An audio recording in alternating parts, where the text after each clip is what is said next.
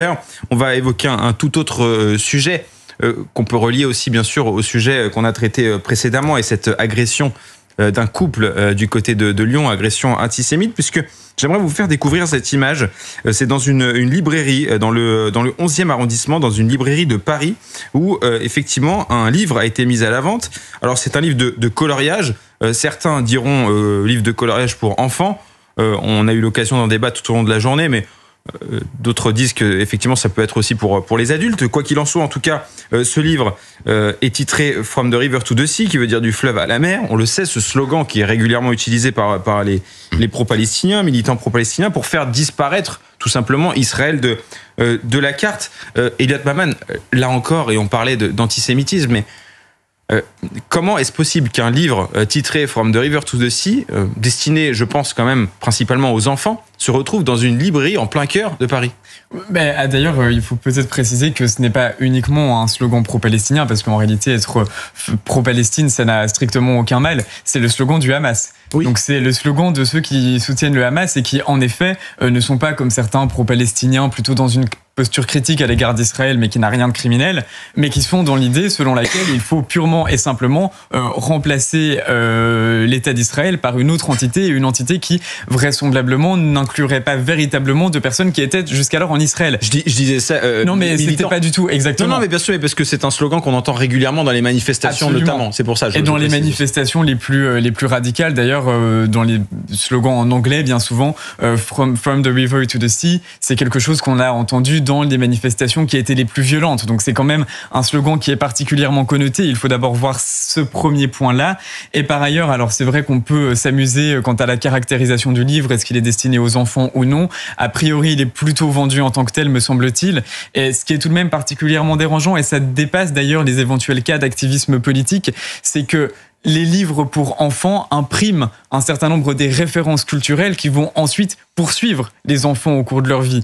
C'est pour ça, par exemple, que sur un tout autre sujet, pas idéologique aux premiers abords, le fait que de moins en moins de livres pour enfants incluent des tournures au passé simple est extrêmement préoccupant, parce qu'on imprime de fait chez les jeunes esprits un univers vocal, un univers de conjugaison qui est beaucoup moins vaste que celui qu'ils devraient en réalité chercher à s'approprier.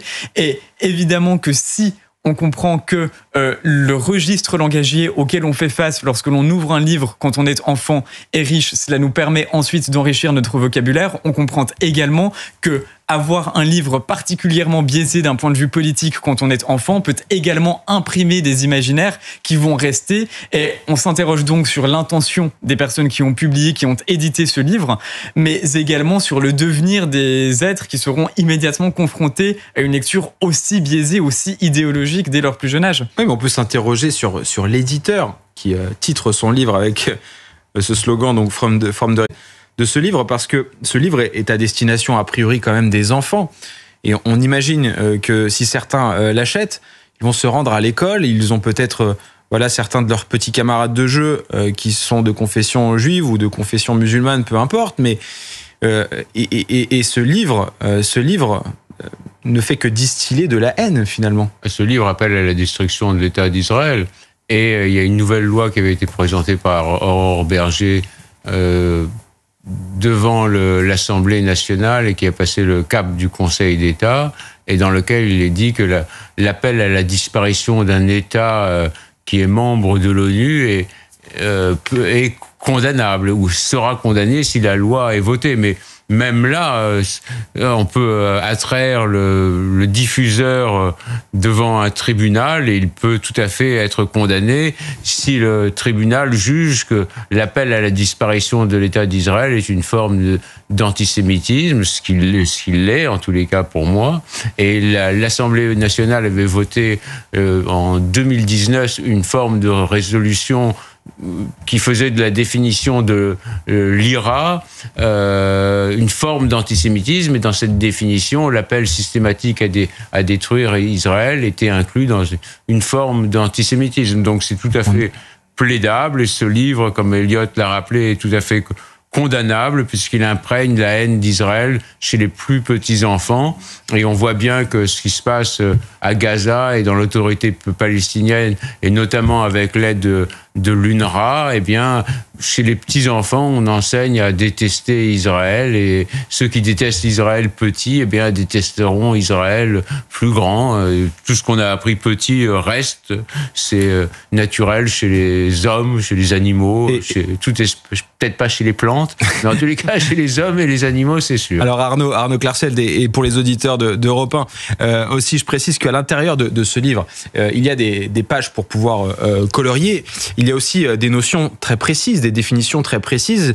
À l'image, ce que l'on voit, c'est la définition du mot occupation.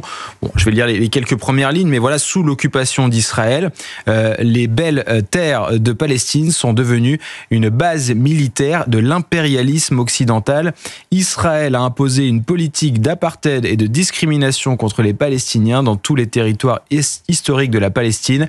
Les Palestiniens ne sont pas libres de se déplacer, de disposer de leurs terres ou de leurs ressources. Leur vie entière sont contrôlées par Israël. Mais vous voyez la violence des propos. On ne parle pas que d'un simple, et c'est pour ça que je voulais le préciser, on ne parle pas que d'un simple livre de coloriage. Mais non, c'est un livre, ce que j'ai dit, totalement antisémite et faux. Tous les auteurs français qui étaient en Palestine au 19e siècle, que ce soit Chateaubriand ou d'autres, ont montré que c'était une terre totalement dévastée, où il y avait très peu de monde, et la plupart des Palestiniens sont venus, si on veut se référer à l'histoire, sont venus dans les années 20, au moment où les Juifs sont arrivés en Palestine, et ceux qu'on appelait les Juifs, c'était ceux qu'on appelait palestiniens, c'était les Juifs. Les autres, on les appelait arabes. Il y avait pas de mouvement nationaliste. Je rappelle que en 48, Israël a accepté le plan de partage. En 67, Israël a accepté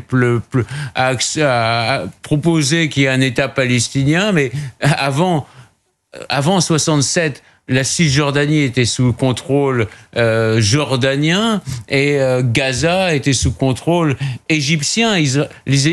Les Palestiniens auraient pu avoir un État dès 48, un État bien plus considérable que ce qu'ils peuvent avoir aujourd'hui. À chaque fois, ils l'ont refusé. Ils l'ont refusé aussi en 2001 avec Ehud Barak. Ils l'ont refusé avec Olmert en 2006.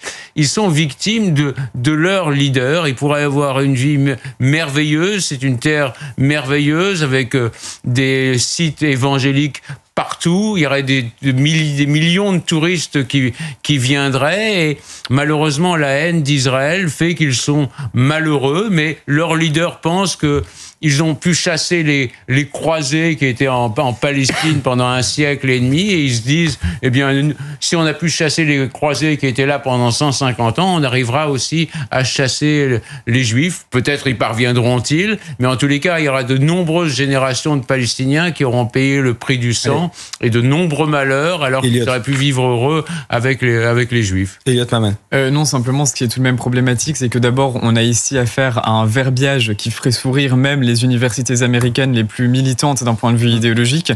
Par ailleurs, on manipule tout de même des notions comme les termes d'occupation, le terme d'apartheid, qui sont des notions qui ont des définitions historiques précises, qui ont véritablement fait souffrir des populations dans l'histoire.